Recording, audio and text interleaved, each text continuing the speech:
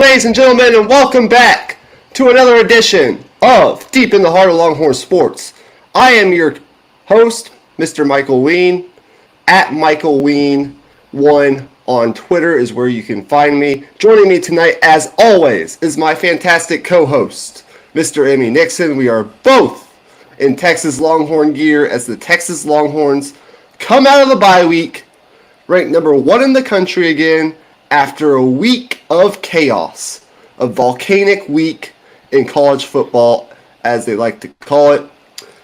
We come out of the bye week, getting ready for Red River, number 1 in the country. We have football talk tonight. We have baseball talk tonight. We have college basketball previews tonight. We are getting into it all. So if you like what we do here on Deep in the Heart of Longhorn Sports, make sure you like and subscribe.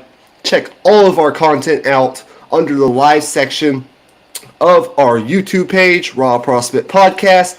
You can also find us sometimes on Instagram. You can check out our Patreon page, and we're also wherever you listen to your podcasts. So, with all that being said, I welcome in my co-host, Mr. Emmy Nixon. How are you tonight? I'm doing good, man. I just came back from my little one-day trip to Houston. Went to a concert. That was pretty fun. But, man, I don't know how people listening to this feel about concerts, but real quick, I do have something to say. Like, are y'all general admission people, or are y'all, like, getting seats when you go to a concert? Because, like, I was in general admission, and, like, I was just getting so claustrophobic, and, like, it was not good. But that's enough of that. We're here to talk sports, so let's get into it. Yeah, we're here to talk Texas Longhorn sports specifically. We have a loaded week here on Deep in the Heart of Longhorn Sports. We will get into what is going to be happening tomorrow specifically at the end of this episode. But we're going to jump right in with some Texas Longhorn football discussion. What we are going to be doing for this first segment is as follows. Emmy has come up with, I believe it's 2 or 3 items that he would like to see affirmation of or improvement on over the course of not only the next 3 games before the next bye week, but throughout the regular season as it relates to the Texas football team. He is going to give us his list now. I will then respond to it and give my input. I will then take the floor and I will give you my 3 players that I think need to step up or improve upon their level of play during the rest of the regular season coming out of the bye week. Emmy will then give his perspective. Just a fun way to get some Texas football talk in coming out of the bye week through 5 games, almost halfway through the regular season. So here we go. Emmy Nixon, you now have the floor. Yeah, my first one is, so far this season, this wide receiver core has been a dominant unit. I think we can all agree on that. My first thing is, can that wide receiver confirm that belief, I guess, or that show of dominance that we've seen through these first 5 weeks? Can they continue that through the tougher stretch of our season, which is the heart of SEC play? This is where it gets real. This is the SEC slate that everyone told us that we weren't ready for. So is this wide receiver core one that other teams have to fear and account for to that extent, or is it somewhere below that? We're going to find out soon enough. We're going to find out against Oklahoma. They have a good defense, and we're going to find out against Georgia. Second thing, it's the same thing with the secondary. Can they confirm what they've shown us? Can they be a unit that forces turnovers, that is just, frankly, just one of the best pass defense units in the country, just flat out? Can they just confirm what they've shown us against like I said, the tougher part of this schedule. Now, I think those two things, you could say maybe run defense is more important, or uh, Quinn keeping up the level play is more important. But I wanted to focus on those two things first and foremost, just because in college football you have to have elite traits to your football team. What does Josh Pate say about Florida State all the time? Or not Florida State, Notre Dame all the time on offense. They have no elite groups on offense. So for Texas, is the wide receiver core, is the secondary, are those elite groups that they can count on against to go not only go toe to toe, but to dominate against the best units in the country. And then the third thing, I mean, you could choose from a whole slew of things, but for me, I want to see Texas win a close game in the fourth quarter. That's kind of been out the back of my mind all season, is like, where will this team's heads be at if, say, we're down in the fourth quarter, we got to go make a comeback, right? That's a different type of mindset you have to have. And obviously we won a ton of close games last year, but that also wasn't in the SEC. And also you can't, like, nothing is based off last year. Like, this is a new football team. So we have to go out and prove again that we can win those type football games. Because ultimately we will have to if we want to win a championship. Yes, I largely agree with everything you said. Here's what I will add. I think from a wide receiver standpoint, Texas is second in the country in receiving touchdowns so far this season through 5 games with 17. And these quarterbacks, whether it's been Quinn Ewers or Arch Manning, and both, they won't admit it publicly, but both have their guys that they have better chemistry with than other guys, right? We have seen that so far this season. But largely, for both quarterbacks have done a great job of spreading the love. DeAndre Moore, Isaiah Bond, and Matthew Golden each have 3 touchdowns apiece. Ryan Wingo, Jaden Blue, and Jonte Cook each have 2 receiving touchdowns apiece. And then Silas Bolden and Gunnar Helm each have 1 receiving touchdown apiece. So I love the way that the wealth has been spread. Now, coming up, you're going to face some tough defenses, right? We know Oklahoma, the strength of that football team is their defense. We'll talk about that more tomorrow. Georgia, while they didn't look great against Alabama, per se, we know they have NFL athletes in their secondary that can match up one-on-one with these receivers.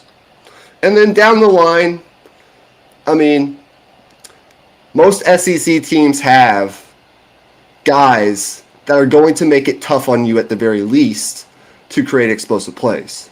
But I think the thing that's going to separate this receiving room in the end, the thing that other teams just cannot game plan for, no matter how hard they try, is speed. Yep. Every guy in this receiving core, even a DeAndre Moore, has the ability to win one-on-one and get by you. If these receivers are even, these receivers are leaving. We saw it against Michigan. They could not keep up, and that's a good defense.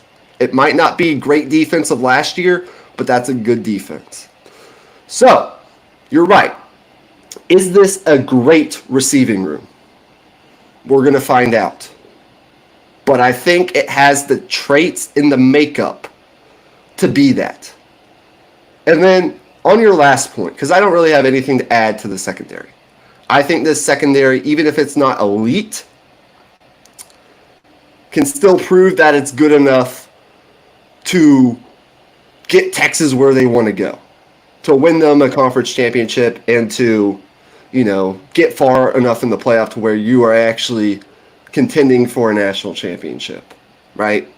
I don't think it has to be elite. I think it just needs to be very good. And it depends on how you define elite ultimately. But on your last point, I agree on your last point from a Steve Sarkisian game management perspective. I have no doubt that the Texas culture, from what I hear and what I see with my eyes, how they've played over the course of the last season and a half, has changed. And I have no doubt that this isn't a Texas team that's going to fold in close fourth quarter game situations. Doesn't mean they'll win every fourth quarter close game, but this isn't a team that's just going to lose it in the fourth quarter. There's execution things that might go wrong. You might get unlucky with a call here or there. You might just not be good enough. The team that you're playing against might just be better than you that day. But I don't think from a character makeup standpoint that this team is going to be a team that folds in the fourth quarter when they're down. That just rolls over and loses the football game.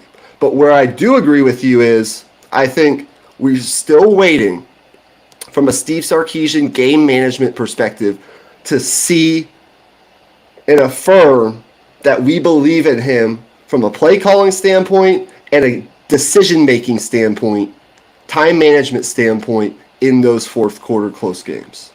I will be completely happy, though, if we don't see a close game this entire regular season. Just win every game by 10 plus. I know that's not going to happen, but I would rather hope Texas wins every game convincingly than hope that we see a close game just because we want to see a close game. That's absolutely not what I'm hoping for as a Texas fan. But as we know, Kirby Smart said it perfectly. And now Kalen DeBoer, Josh Heupel, and a bunch of coaches across the SEC, even Lane Kiffin know. No matter who you're playing, whether it's Vanderbilt, Arkansas, or whoever, humility is a week away in this conference. If you don't bring your best on any given Saturday, any team can beat you. Anybody. So that's what I'll add to your comments. Are you ready for my 3 players that need to step up? Yeah, go right ahead, man. Okay. We'll go through this pretty fast. Number 1 on my list, Trey Moore. It's not that he's been bad this season. He's the transfer edge from UTSA. And I know that PFF isn't necessarily gospel, right? It's not the Bible. But he's the 4th highest graded edge on his own team.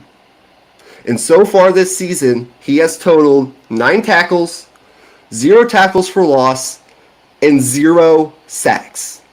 Okay? There are players on this team, such as Colin Simmons, who has 4 sacks, Ethan Burke, Barron Sorrell, Leona LaFau, guys that are disrupting the quarterback, or at least showing flashes of being able to make disruptive plays in the backfield, both against the run and against the pass. I am not saying that Trey Moore has been a bad player this season. That's not what this segment is about. I think he's had good moments, especially against the run. I think he's made some good plays. But we brought Trey Moore in as a player that led the nation in sacks a year ago. 14 and a half sacks at UTSA. And what was our worry? Our worry was, will he be able to do that, be that kind of difference maker at this level of the SEC? Because it's just different. And it's not that he's been bad, but I need to see more. You got to be able to make plays and affect quarterbacks. Barron Sorrell's doing it, right? Colin Simmons is doing it. Ethan Burke has done it. Even Colton Vasek on the snaps that he comes in, does it. I need to see more from Trey Moore. Okay? Number 2, Jaden Blue. The bottom line is Jaden Blue, the ball security issues are completely unacceptable. You cannot get 7 carries against Mississippi State and fumble twice. This is a guy that I believed in. This is a guy that you believed in. This is a guy that Texas fans believed could be this team's best running back, whether it was C.J. Baxter was healthy or not healthy. And so far this season, even when he's gotten carries, hasn't been good enough. He's been fine. The UL Monroe game was great, right? 4 touchdowns, 125 yards rushing. And I know he hasn't necessarily been healthy all the way so far this season. But 4.7 yards per carry isn't going to cut it. At his best last year, Jonathan Brooks was averaging over 6 yards per carry until he got hurt. And this offensive line is plenty good enough. I need Jaden Blue to step up his game. It's not that he's been bad, but the ball security issues have to stop. 156 total touches in his career. He has 5 fumbles. That's a fumble every 32 touches. That's unacceptable at a school like Texas. It's got to stop. And then number 3 is Silas Bolden. Again, not that he has been bad this season, but where is the guy that was raved about in fall camp? I don't think we've seen it yet. 9 catches, 74 yards, and a touchdown. The 1 touchdown against Colorado State. Whether it's in special teams, where I think he's been fine, but I think he can make a bigger impact on punt return, or just flat out being another guy, another weapon for this Texas wide receiving room, another weapon for these quarterbacks with his speed and his explosiveness. Going in to this tougher stretch of the schedule against better SEC competition and better athletes in the secondary, are going to need Silas Bolden.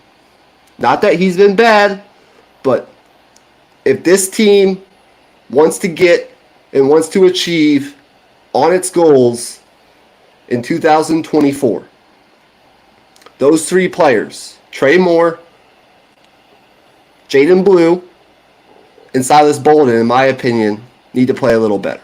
That's all it is. So there are my 3 players, and I will now allow you to make any rebuttals or further comments.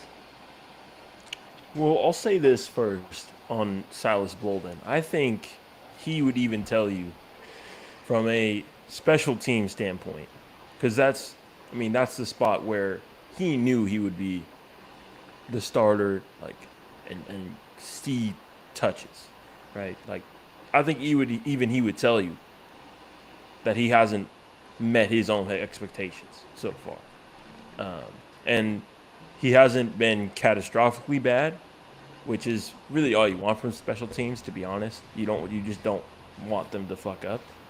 But there's also another level that he can reach. Is what is your point? And I think you're absolutely right on that. I think, if I were to make a bet right now, on whether or not Silas Bolden ends the year with at least 1 either punt return or kick return touchdown, I would probably make that bet, to be honest, because I think he knows that he can make a bigger impact, and I think he will. Yeah, I agree. Any further comments or takeaways from a Texas football standpoint that you would like to make before we move to our next segment? Well, let me just make a quick comment on the pass rush as a whole. Like 30 seconds here. I think that group as a unit needs to have a little bit of a bigger impact, I think, they're rushing as a group, as a committee, and there's not really that one guy that's getting a ton of numbers. like how we thought Trey Moore might be. But in terms of rushing with 4 players and not having to send the blitz, I think they still need to prove that they can do that consistently. Yeah, I would agree. I would push back a little in that I think Colin Simmons is the guy Oh, yeah. that's making that impact, but I would agree. I'd like to see a little more from that unit, of course, especially going up against some better quarterbacks here in the next couple weeks. I mean, Diego Pavia, the quarterback at Vanderbilt, say what you want, but that guy's played in big games and he's won big games. He did it last year at UNLV, beating Auburn, beating down Auburn, and he did it this year, beating Alabama. So he's a guy that you have to be disciplined in your rush lanes because he's also a guy that can get out of the pocket and hurt you with his legs. Same thing with a Michael Hawkins, for example. He's not necessarily the threat yet as a true freshman for Oklahoma with his arm, but what hurt Texas last year in this particular game? Dylan Gabriel getting out of the pocket and running the football. Yeah. If you're not disciplined in your rush lanes, some of these SEC quarterbacks can kill you. Down the road, if it's Taylon Green at Arkansas, he's a guy that can beat you with his legs. Okay, same thing if it's DJ Lagway playing in the Florida game when Florida comes to town. Brock Vandergrift, too. So that's a big key. But with that, I think we can move on. Do you agree? Yeah, let's move And on. more Texas football talk, of course, coming tomorrow. We will preview the Red River game and make our predictions tomorrow night. All right. Are you ready to talk some baseball? We have... Yeah. We're going to break this down into 4 buckets. This is our Texas baseball fall ball preview, the pitching staff. And we've broken it down into 4 buckets, which you will see as we proceed through the segment. Okay?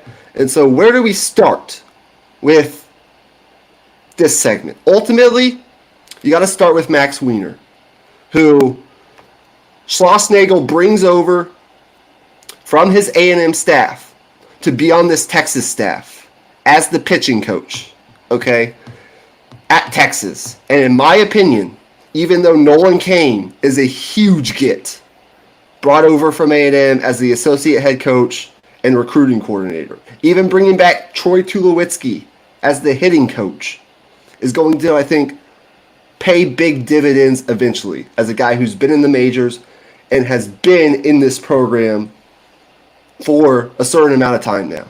And of course, Schlossnagle and his track record, right? But I think if I were to pick one guy who might end up being the MVP of this coaching staff, it's going to be Max Wiener, because this has been a Texas program that has lacked depth and development on the pitching side. And Coach Wiener was a must-have. Okay, he's a pitching coach that's been extremely successful in his previous roles. And last year, he had the task of turning around, or this year, he's going to have the task of turning around a staff that had an ERA of 4.91 last year. Okay, just not good enough from a Texas baseball standard perspective.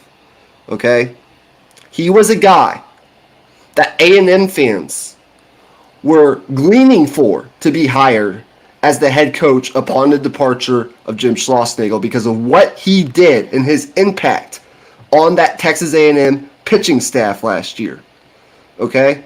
When LSU poached A&M's previous pitching coach back in 2023, after the 2023 season, Schlossnagle went out and he got this guy named Max Wiener, who was the pitching coordinator with the Seattle Mariners. He was successful in that stop, and last year he helped A&M reach a new program level, finishing, as we know, at the College World Series final. And he took a pitching staff and made them 4th nationally with a 3.86 ERA They had a nation-leading 12 shutouts, most in college baseball, and they recorded a school record 715 strikeouts. That's what this Texas staff needs. Development and the ability to identify the talent, identify guys with stuff, and develop it. He has a control the zone mantra, which emphasizes first pitch strikes, getting ahead in the count, getting into pitchers' counts, not hitters' counts, being ahead in the count, right? And we saw this Texas staff struggle last year with what? Walks. Walks killed them in certain moments. Max Weiner emphasizes limiting walks.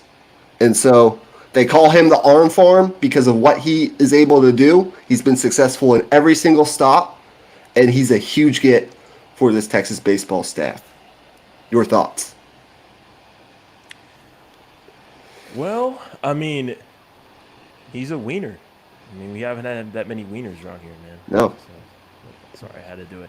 Anyways, I mean, it's as simple as this. You look at his resume.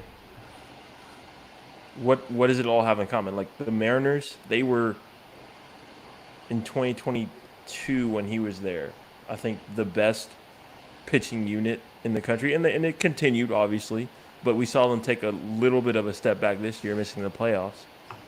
But everywhere he's gone, it's been elite level pitching, and that's not a coincidence. And I think one of the main reasons Texas was able to get Texas A&M players to transfer over, especially the pitchers that came over, it was because of Max Weiner. They wanted to continue to work under him because they know he's brilliant. And once word like that gets out, then it's going to become even easier to recruit elite talent. I would agree. Okay. Now, the second prong of this segment is I'm going to project for you right now in 3 or 4 minutes the Texas baseball starting rotation. This may end up being off by a little, but I'm fairly certain that that'll be fairly accurate, okay? I'm pretty confident in this projection. So, up first, excuse me. Right-hand pitcher Thomas Burns. Thomas Burns is a sophomore who was a freshman last year at Arizona State. Okay? Arizona State, decent program in the Pac-12 and now in the Big 12. Okay? And ultimately, Thomas Burns last year emerged as a freshman before getting hurt and ultimately having to end his season due to a bicep tendon injury. Looked like a guy that would become the ace and the number one guy for that pitching staff. Okay? 6 games started, a 4.75 ERA, and this is what I like the most. 39 strikeouts and 30.1 innings pitched, and a 213 batting average allowed. Very good. And when you look at Thomas Burns, what he has from a pitching perspective, okay? He has a low 90s fastball. He's touched as high as 97, 98 miles per hour with his fastball, and he's got a 5-pitch mix. He has a low 80s slider, okay, that had a 42% whiff rate last year. That's what you want. You want swing and miss stuff in your starting staff. And a low to mid 80s changeup that had a 40% whiff rate last year. Overall, as long as he can stay healthy, I believe that Thomas Burns will emerge as the Friday night starter for this team, the number one guy for this team, based on what he showed even in the shorter sample size before his injury last year at Arizona State. I think that's a massive get for Texas out of the portal. Okay? Number 2. The number 2 starter for this team, according to yours truly, Mr. Michael Ween, is going to be Cade Bing. Cade with a K is how you spell his name. He is a transfer from McLennan Community College which I believe is in Waco, Texas, or near Waco, Texas.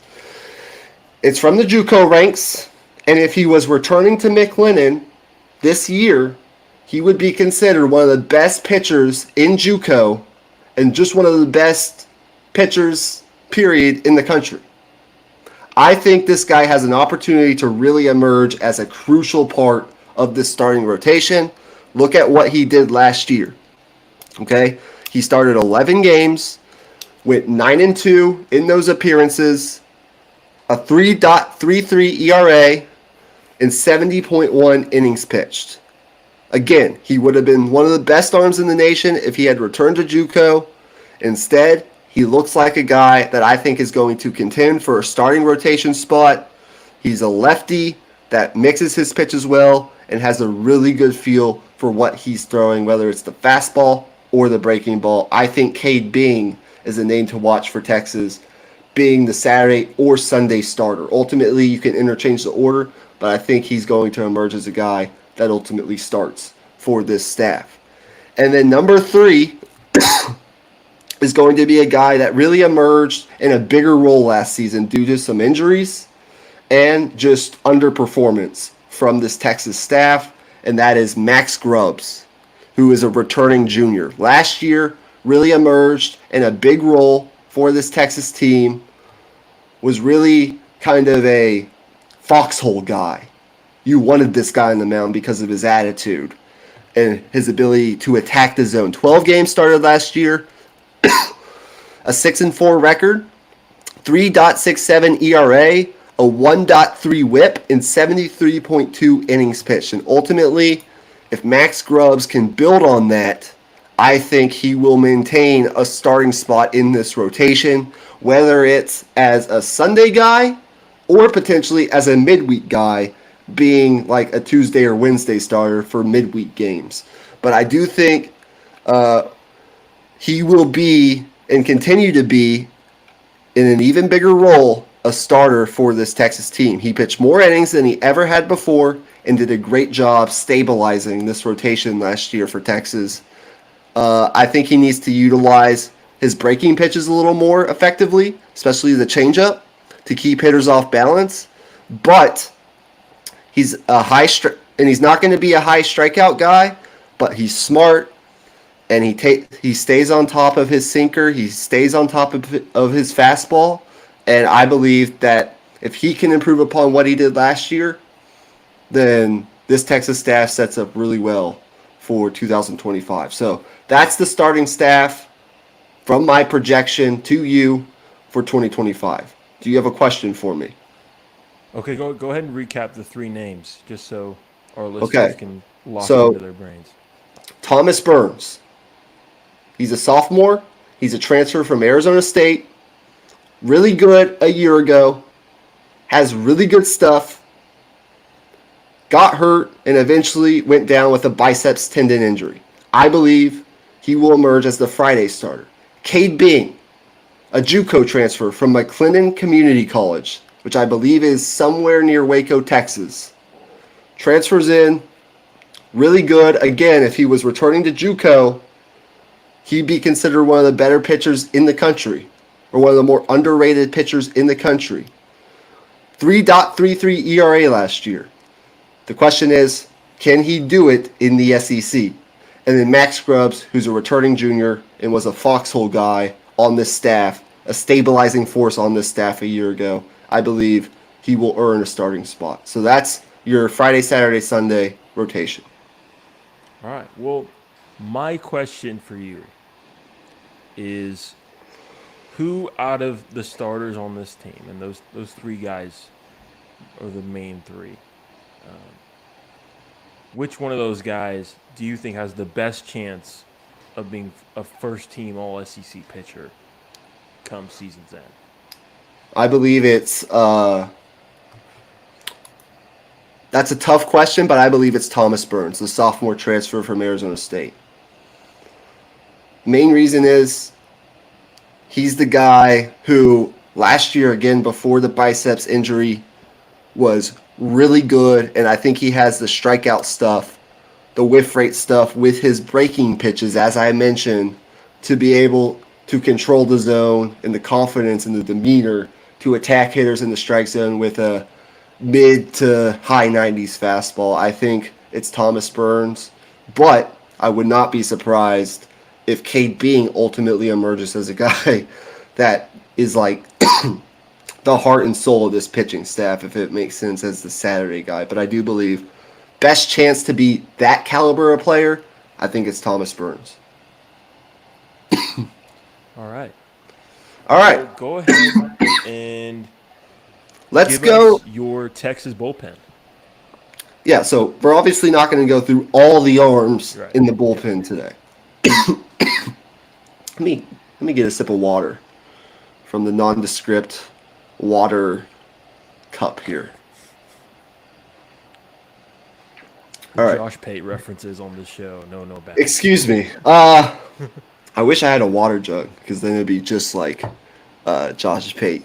But from a bullpen perspective, a couple guys I want to highlight.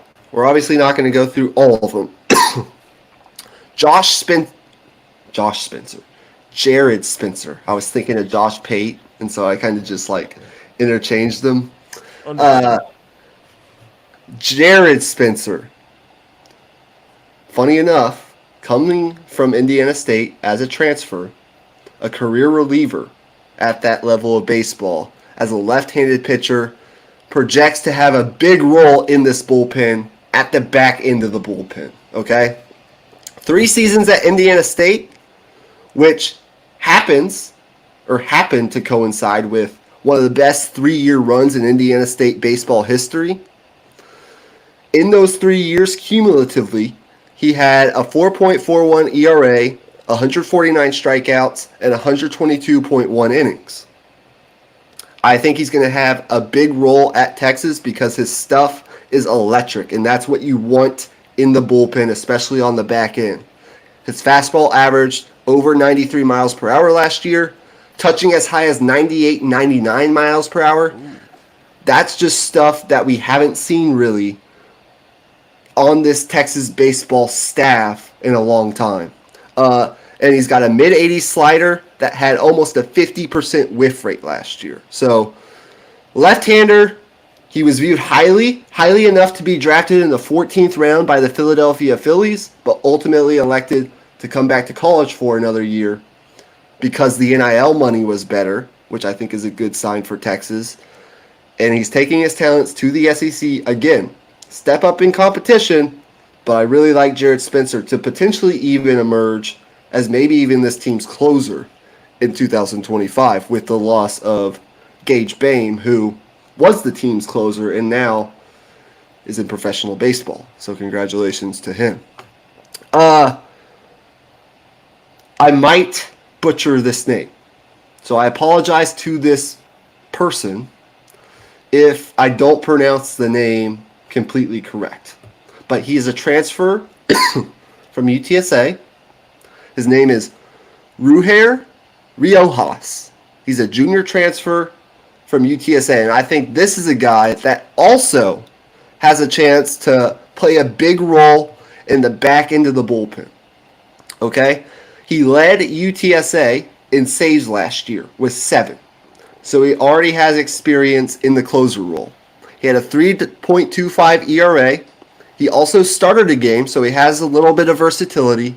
But in 26 appearances, he had 7 saves and a 3.25 ERA.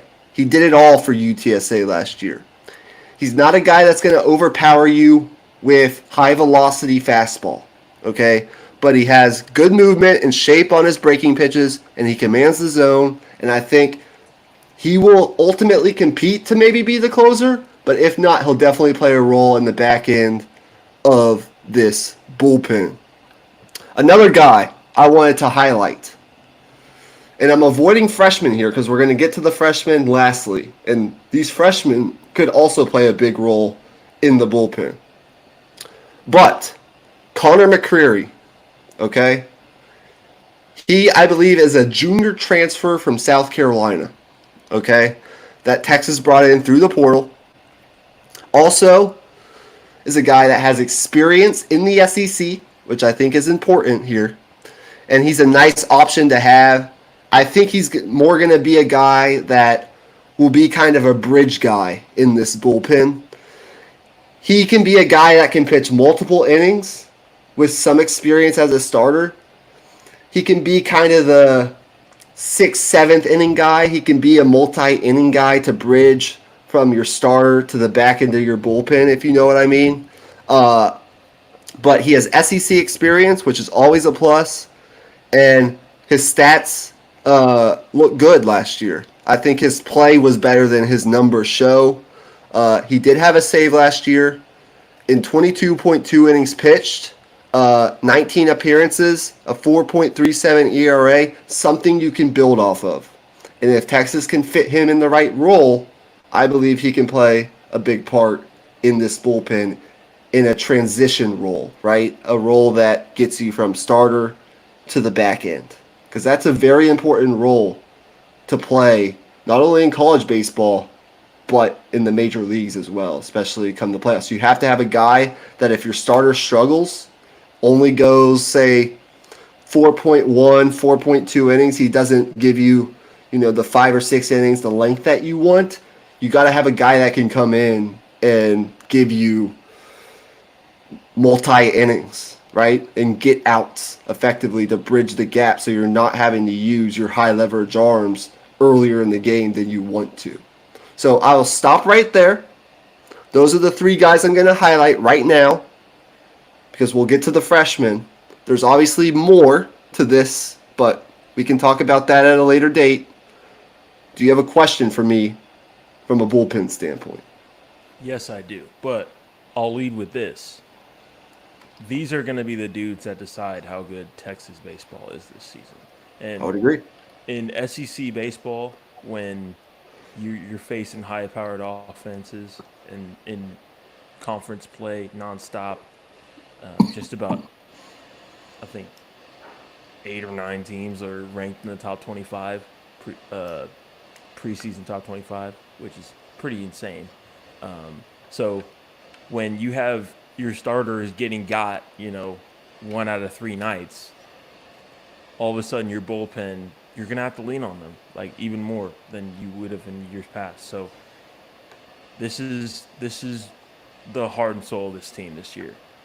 So my question for you is, who or what is the X factor for the Texas bullpen in 2025? I ultimately think it's who emerges as the closer. As I mentioned, it's either going to be a guy like Jared Spencer, the transfer from Indiana State, or it's going to be a guy like Ruher Riojas, the transfer from UTSA. The reason I say that is because Texas is replacing a really important player from last year's team who was really good in his role. Gage Bame was a really good closer at Texas. And it's not always easy going into the gauntlet that is the SEC to find another guy like that. So the X factor, the factor that will decide how good or how ultimately not good the Texas bullpen is going to be that closer position. And I think it comes down to a couple guys competing for that spot. Okay, one more question for you on that. Okay.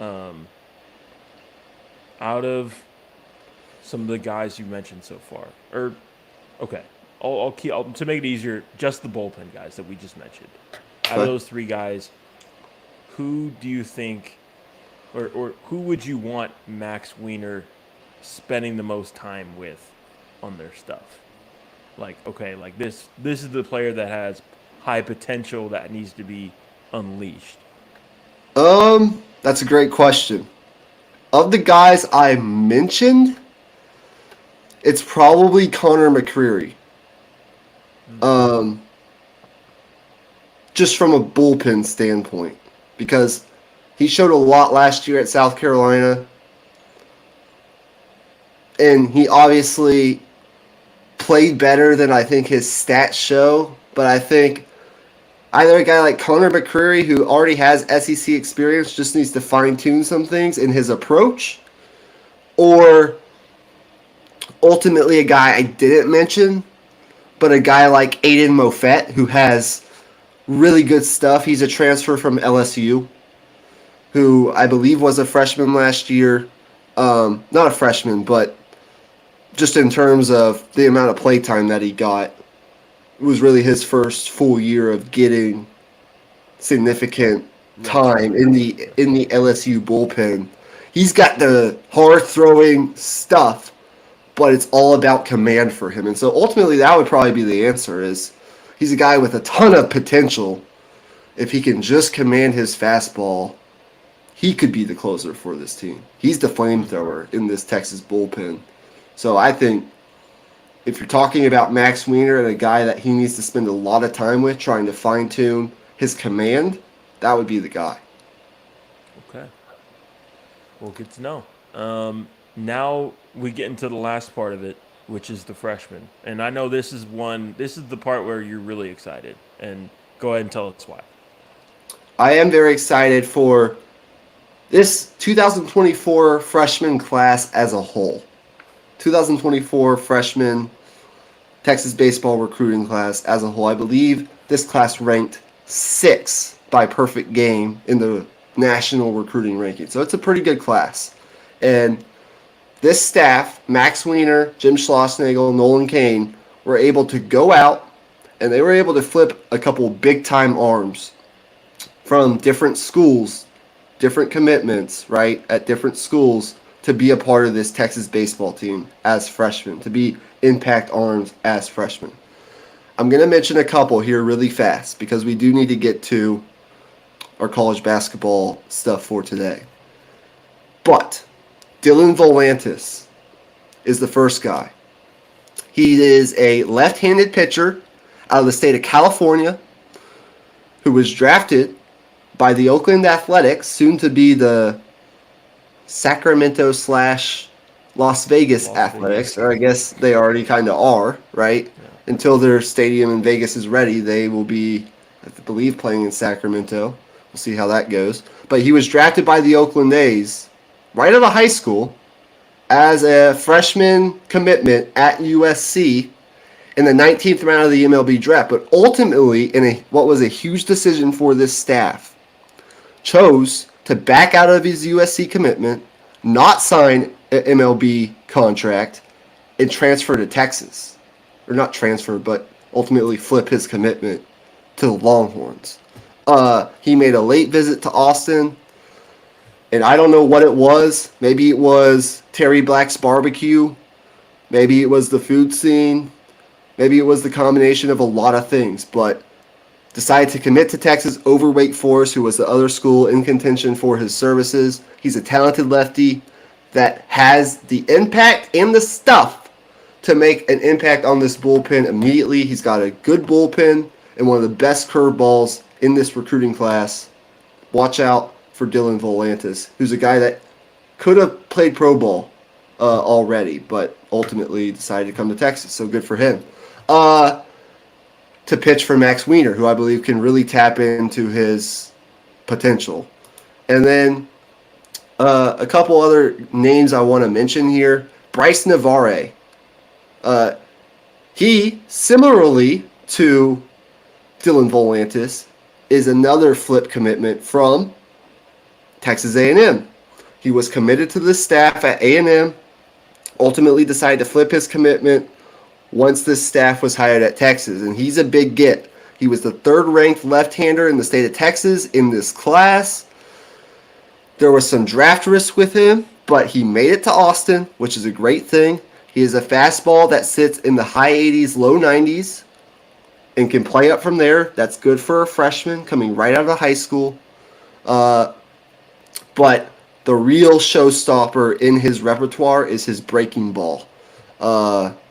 He's got the kind of arm talent that you just can't teach, from an ability to spin the baseball in different directions. So I think him, along with Drew Rarick, who's a big dude, like 6'5", 230, big frame, hard-throwing guy that was also committed to A&M from, I believe it's North Dakota, Davies High School in Fargo, North Dakota, coming down to Austin, flipping his commitment from A&M to Texas. Really good fastball. Excited about the versatility of some of these freshman arms. But those two flip commitments from A&M, along with Dylan Volantis, getting him to pull out of the draft, flip from USC, there's a lot of potential here that Max Weiner can tap into with some of these freshman arms. So there you go. Yeah. Where do I even start? Well, I do have a question for you. I'll start with that. Okay. So, long question. In your opinion, what are the most important traits you look for from a freshman pitcher when deciding whether they can make an immediate impact? Yeah, I can't talk. It's simple. Simple answer for you.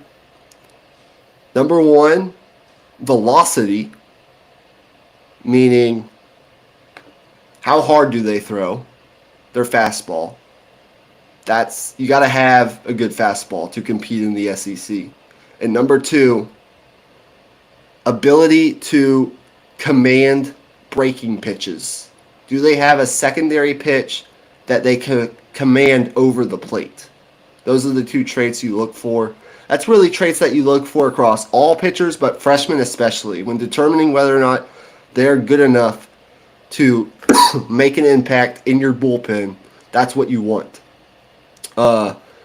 In Texas, in past years, under David Pierce, has not had the velocity and the stuff in this bullpen to be an elite team. They need to get back to that, and it starts with recruiting arms like Dylan Volantis, Drew Rarick, flipping these commitments. This is where it starts. And Max Weiner has proven that he's able to tap into it and make it work. So there's that. Excuse me. I'm going to take another sip from the nondescript water cup here. Just water cup. If you're watching on audio platforms, it's just the water cup. Yeah, it's just the water cup, but why not? Anything else on Texas baseball? We covered a lot there. Yeah. And if you haven't already, go back and listen to our episode that we did on the hitting lineup.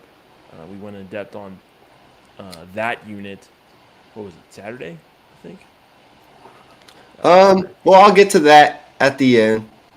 Update you on that situation, but let's go ahead and move on really fast to starting college basketball team previews.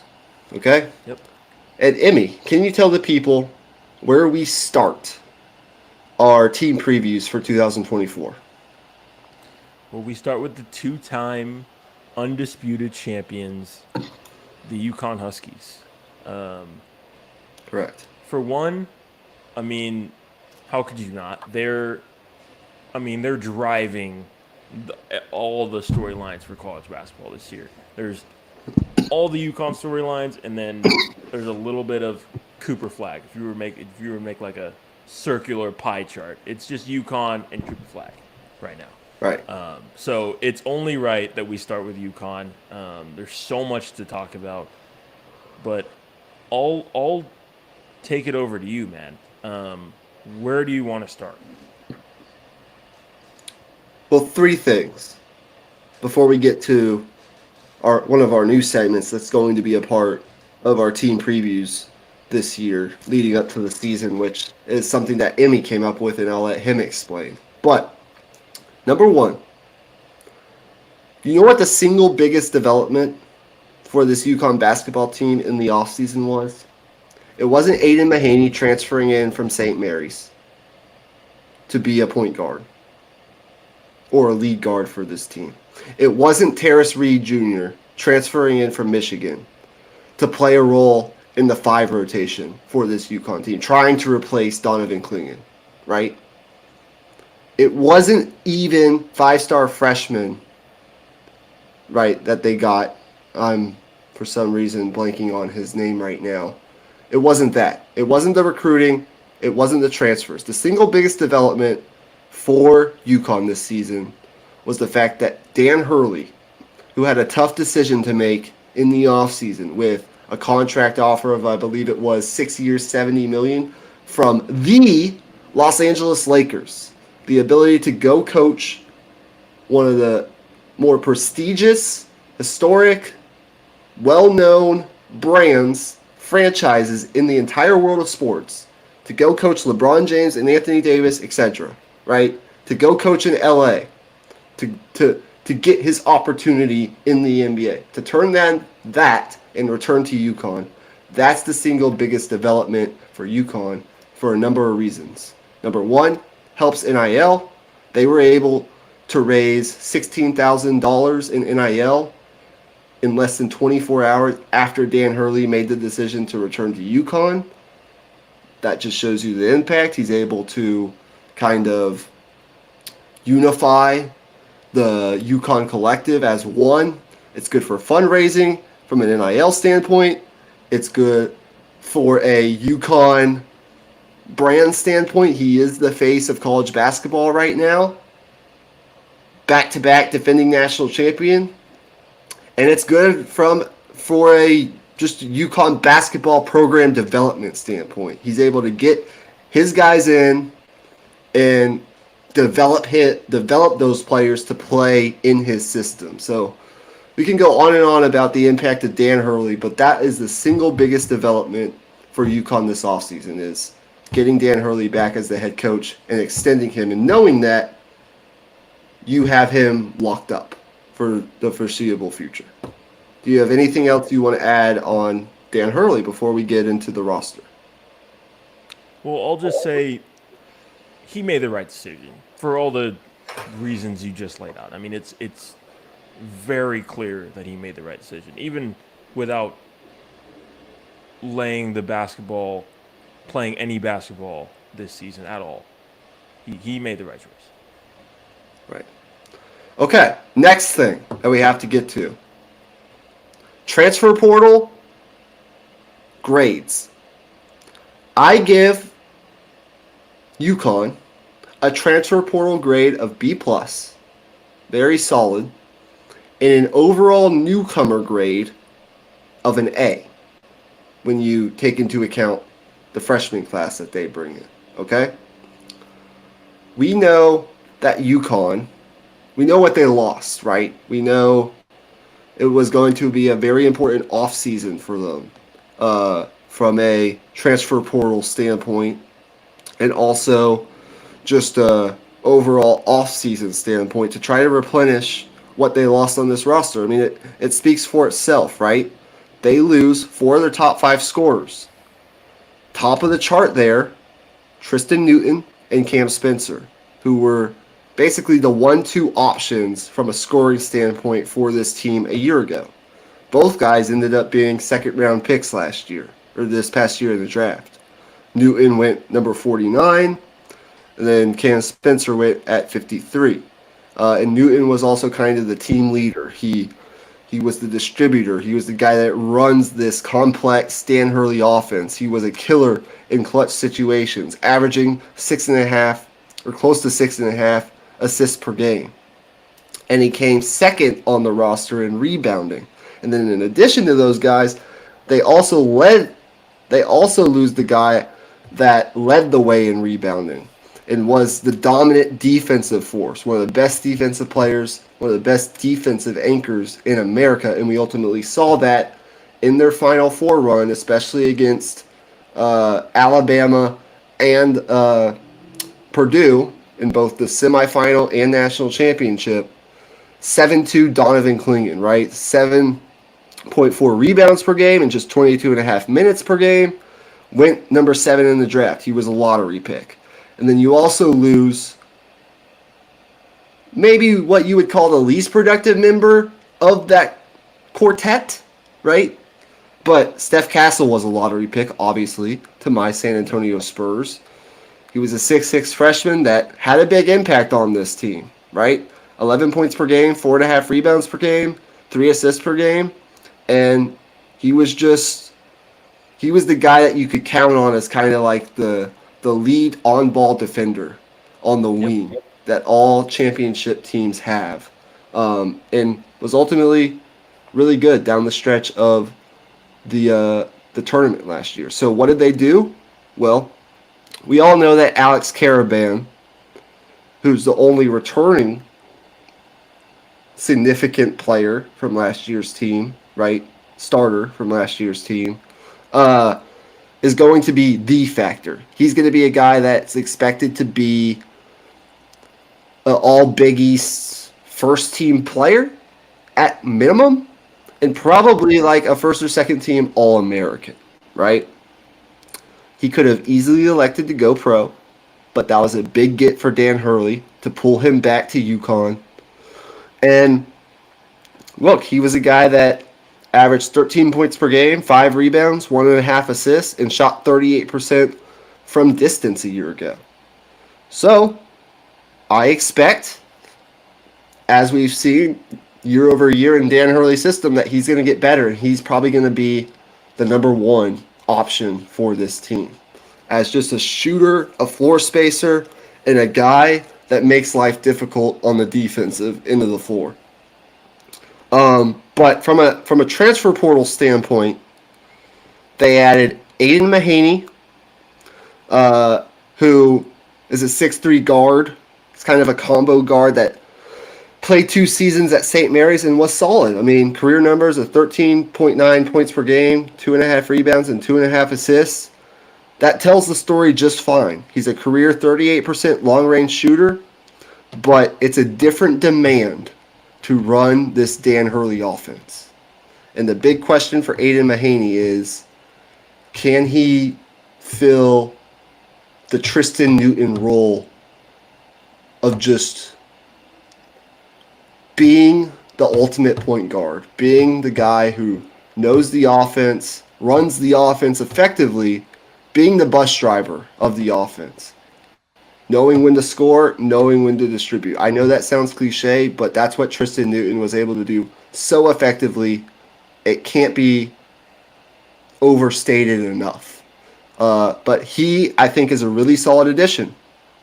And then Terrace Reed is brought in for, I don't want to say depth, but he's another guy that you add to Samson Johnson in your front court who has experience. You gotta find a way to ultimately replace Donovan Clingan. That's going to be tough. But Terrace Reed's a guy that averaged 9 points and 7 rebounds in 27 minutes at Michigan a year ago. So, and I doubt Dusty May, who Michigan hired away from Florida Atlantic, was chasing him out the door upon arriving in Ann Arbor, because he's a really good player. When you look at Uconn and what they've had the last 2 championship runs, what did they have the first year? They had Adama Sanogo and Donovan Clingan. What did they have last year? Donovan Clingan and Samson Johnson at that 5 rotation, which is why I think one of my X factors for this year is the 5 rotation, right? The center rotation for Uconn. I think Samson Johnson starts because he's been in the program, and I think Terrace Reed will be a solid bench piece, at least to start out the season for this Uconn team. So I kind of killed 2 birds with 1 stone. Transfer portal additions, solid. Not elite. I think there are better portal classes out there, but very solid. 2 very solid players at key positions. And then you add in the fact that they get Liam McNeely, a 5-star freshman, who flips his commitment from Indiana to Uconn. 6'7" forward from the state of Texas, was ranked number 17 overall in the country by 24/7 Sports in their composite rankings. And he's going to be a guy that I think is going to play a really important role. I think his talent as a freshman elevates the transfer portal grade from a B+ to an overall newcomer grade of an A. So X factors and overall grades from a newcomer standpoint knocked out right there. Do you have anything else you want to add to that? Well, I mean, you covered it pretty well. I will say I agree with the grades in terms of transfer and overall newcomers. But to me, the focus has to be the backcourt. I think from a Yep. front court perspective, obviously you're going to miss what Donovan Clingan brought to the table. But I think there's a baseline level of play that you're going to get from the guys they brought in, and also what's his name, the backup from last year. I Hassan feel pretty Diarra. comfortable with him as the right. Yep. Yeah, I feel pretty comfortable with him as the starter going into the season. So from a backcourt perspective, it's just the decision making that has to be the main thing, and you mentioned it. But even beyond the backcourt, just collective IQ of the roster in terms of passing ability was just so good last year. And that was from, continuity, just a bunch of guys that returned from that first championship team coming back to come and win another. So now with this new group of players, is there gonna be a drop off with that? And honestly, if we're to answer that, I think there will be. But how much will it be? If it's minuscule, then you're in business.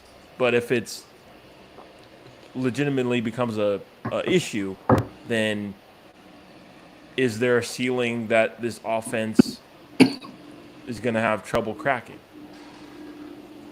Yeah, I agree. Two things I'll add, and then we'll get to our last segment of the night.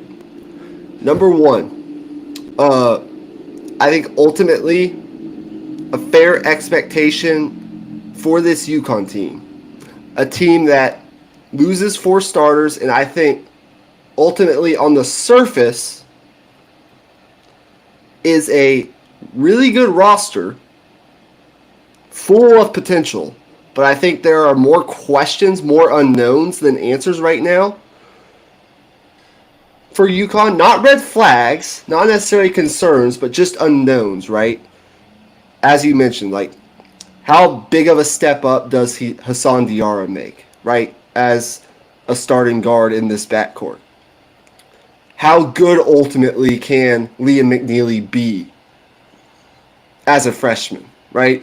There are all these certain questions. How good can the front court rotation of Samson Johnson and Terrace Reed be? Can they match ultimately or come close to matching what a Donovan Clingan and Samson Johnson duo gave you a year ago, just in terms of rim protection and ultimately offensive production? There are a lot of unknowns because you lose 4 starters all to the draft. And that just goes to show how dominant that Uconn team actually was last year. Right? The year before, you lose 3 guys to the NBA, right? Andre Jackson, right? Adama Sanogo. The list goes on and on. I think the consensus right now in college basketball, here's the bottom line, is the top 3 teams in America going into the season are Alabama, Kansas, and Uconn. And you can finagle those in really any order that you want. I ultimately put it Alabama, Kansas, and then Uconn. But some people would do it differently. I think Dan Hurley, going back to the beginning of what I said, because I think there are more unknowns on this team than both Kansas and Alabama because of what those 2 programs return. They return more and have more from a continuity standpoint than Uconn does going into this year. I think Dan Hurley being the coach of this team is what makes it a preseason top 5 team. I don't know if this roster, with as many unknowns as it has, is a preseason top 5 team if it doesn't have Dan Hurley as its head coach, if that makes sense. It's not that they're red flags, but they're just unknowns that this team will ultimately have to answer, and I think they will answer. So I think a fair expectation is a second weekend appearance minimum. I think that's really doable for UConn. I think it's what they will end up doing. Can they be as dominant as they've been in previous postseasons?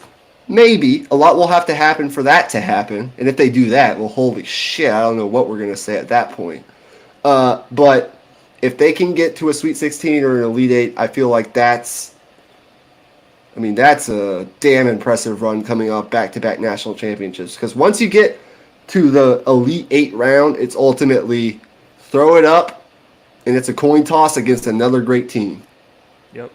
That's ultimately what it comes down to from that point on in the NCAA tournament. So that's really it. So yeah. Speaking of great teams. Yeah. Oh, sorry. Good. Go ahead. Make your last point. I was going to transition. I was going to use that to transition to the next segment, but yeah, go ahead. Last point. No, I was done. Go ahead and cool. Transition us. Well, speaking of great teams, there is a potentially great team. Yeah, potentially great team in Burnt Orange down in Austin, Texas. So the segment that Michael hinted at earlier that I came up with, I'll take credit, but no, you did. You take all the credit for it. It's basically this. So we want to, as a Texas podcast, look at from Texas perspective, if we were to face UConn in a win or go home March Madness game, what would we be worried about? What would we be confident in? And what would be the key matchups? So I'll start with you. What are I guess these may be a little more obvious than some other things, but what would be the worries that you would have for this Texas team? I think it's twofold because they are going to play UConn in non-conference. Right. And as opposed to playing them in Madison Square Garden a year ago, they will get to play them in the Moody Center this year, which I think is good. It's one of the marquee home games, not only in the non-conference, but of the season for Texas. Go to that one. Maybe so, yeah. That would be a good one to go to. Number one, obviously, I think is Caden Shedrick against Samson Johnson and or Terrace Reed. Caden Shedrick is an X factor for the Texas basketball team this season because he needs to stay healthy, and I think he needs to be like minimum 12 points per game, 11, 12 points per game, 7, 8 rebounds per game type of guy for Texas to achieve being a great team in 2024. Because behind him, Texas doesn't have a ton of size, right? That is going to be reliable right out of the gates. They have a bunch of wing versatility, a lot of which we discussed in a previous episode that will be up soon, if it's not already up, where we went through the transfer class for this Texas basketball program. Talk about Arthur Kaluma, you talk about Tremont Mark, Trey Johnson, the freshman. Lots of size and versatility on the wing. But from a front court standpoint, Caden Shedrick going up against Samson Johnson and or Terrace Reed and kind of canceling out those guys from a production standpoint would be key for Texas to beat UConn. That would be the first thing. The second thing for me, ultimately, probably comes down to, can you beat UConn from a offensive execution and three-point shooting standpoint? I think outside shooting, perimeter shooting for this Texas team would ultimately play a key role in determining whether or not they can beat UConn. Because what you know about UConn is they're going to run Dan Hurley's system, they're going to run it to a T, and they're going to get open, great shots. Whether or not they make those shots is something we'll yet to find out. with this team. Like, can they make those shots at the extent that Tristan Newton and Cam Spencer were able to a year ago? We'll ultimately have to find out. But they still have a guy like Alex Caravan, who's close to a 40% career shooter at UConn. So I think it would be up to Trey Johnson, even though he's a freshman, to show that he's one of the best shooters in this freshman class, right? One of the best shooters on this Texas team. And then ultimately, one of these other guys would need to step up. A Tremont Mark, can he improve from a three? Can he be more consistent from out there? Jordan Pope, right, who has experience doing that. Ultimately, a guy like Julian Larry off the bench that I think could have a similar effect on this Texas roster as I talked about as Sir Jabari Rice. Not necessarily exactly the same in their play styles, but I think will have a similar effect in terms of a guy that can spark you off the bench, is the leader of the bench unit. Those are the two things that come to mind right away for playing UConn. It's Caden Shedrick down low, and ultimately, can you not only create open shots, but make open shots from outside?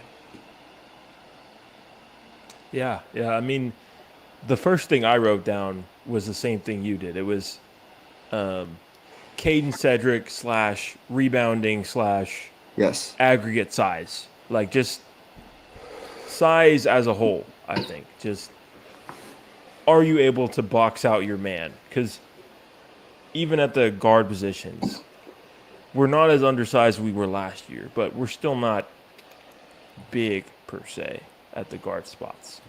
I still think that still is something that can be exploited about this Texas team, which is the offensive glass. Like, can we hit the boards hard enough to where that's not an issue?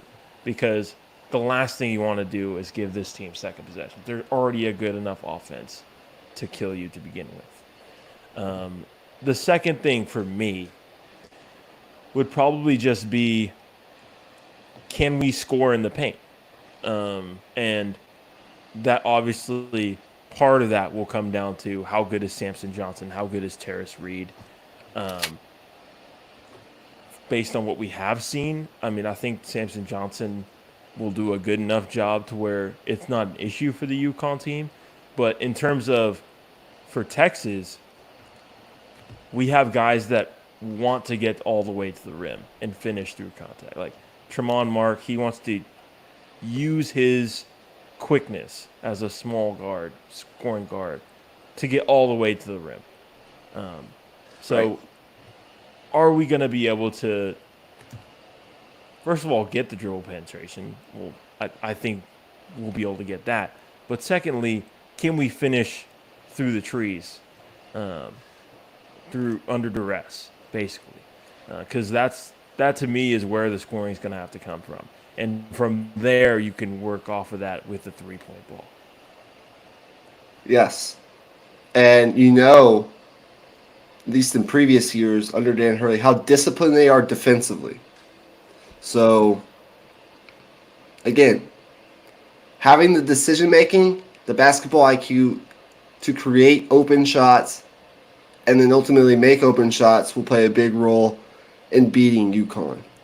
I think that's a pretty comprehensive preview of UConn, but just to give a quick recap before we wrap up tonight's episode. Transfer class, very good. Aiden Mahaney from St. Mary's to go along with Solomon Ball and Hassan Diarra in that backcourt. Solomon Ball is a guy who was a freshman a year ago who I think has a really good chance to step up as a sophomore. Hassan Diarra, we'll see how big of a step he takes, but Aiden Mahaney, just a really solid player from St. Mary's. And then Terrace Reed Jr., who I think will serve as kind of a bench player to start out behind Samson Johnson as a really solid rebounder, rim protector, and decent offensive contributor in the dunker spot for UConn. And then Liam McNeely obviously will be an exciting freshman player to watch this college basketball season. So overall transfer portal grade, a B+. Overall newcomer grade, when you factor in Liam McNeely, is a solid A, and UConn again, under head coach Dan Hurley, should be a national championship contender and one of the favorites, I think the favorite to win the Big East once again going Yep. into this college basketball season. So, anything else on UConn before we wrap up the show tonight? Um, no, man, I think that's just about it. I Okay. think the one thing I'll say is I think we're gonna see the guys that went to the NBA from that roster last year do really well in their rookie season. I think the culture that this team has is indicative of just like players that can go to the next level and contribute. Like that, I think that's really what they've built here. Okay. To wrap up the show, a couple housekeeping things. Some applying to tomorrow, and some just applying to the future week in general. It's week 7 in college football, folks. We're now into the meat of this schedule, if you will. And I have a paper popper here for the people out there, both on audio and watching the podcast. I was wondering why you had the sticky note out. 5 games that we will be previewing tomorrow in a loaded October 12th slate of college football. Here we go. Double paper pop. Number 1 Texas against number 18 Oklahoma in the Red River Shootout in the Cotton Bowl. That game will be taking place this year, 2:30. The 2:30 time slot, a new time slot for Red River. I don't know how you feel about that. I feel pretty good about that. On ABC. That'll be game number 1. In chronological order, triple paper pop. Number 4 Penn State at 5-0. Going on the road to play 2-loss USC, who's kind of in wounded animal mode. After licking their wounds coming off a loss to Minnesota, they're kind of in survival mode right now. Penn State's a top 5 team in the country. That's the 2:30 game on CBS. And then we get into the prime time. This is where it really gets good, folks. And this requires a quadruple Quadruple. and a quintuple paper pop. Number 2, Ohio State at number 3, Oregon. They go up to Eugene. That's the biggest game of the week, one of the biggest games of the season. And then a matchup of one-loss teams in the SEC. Number 9, Ole Miss against number 13, LSU. Big pressure spot for Lane Kiffin and company. This was an Ole Miss team that was expected to ultimately make the college football playoff, be one of the best teams in the SEC, compete for a conference championship, and they could have their second loss in conference play before even playing Georgia or some of the other teams they have left on their schedule. So big pressure spot in Death Valley, prime time. And then lastly, to cap it all off, to cap that great Saturday off, we get a nice Big 12 matchup, 9:15 p.m. on ESPN. 4-1 K-State going on the road to Boulder to play Shedeur Sanders, Deion Sanders in Colorado, a Colorado team that destroyed UCF on the road a week ago and is, I think, unexpectedly 4-1. So good for them. 5 games. There you have it. We're going to talk about all of them tomorrow, in addition to talking about the Alabama Crimson Tide and their basketball hopes for 2024. So, any parting shots before we get out of here? Excuse me. Well, I got 2 party shots tonight. One, I think we need to rename this episode Michael Ween does a Chris Collinsworth impression for an hour and 20 minutes straight, because the amount of times you said, well, here's a guy. That, I mean, if I got $1 every time you said that, I would have been very rich after this episode.